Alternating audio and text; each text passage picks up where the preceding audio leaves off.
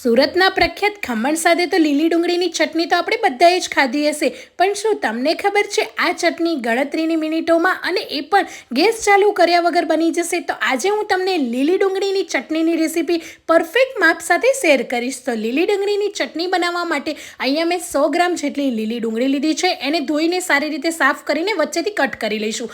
White part અલગ રાખીશું અને એનો ગ્રીન પાર્ટ બંને વસ્તુને અલગ રાખીશું. તો આ રીતે મેં અહીંયા વ્હાઈટ પાર્ટને ઝીણા ઝીણો કટ કરી લીધેલો છે. એ જ રીતે નીચેનો લીલો ભાગ પણ કટ કરી લેવાનો છે.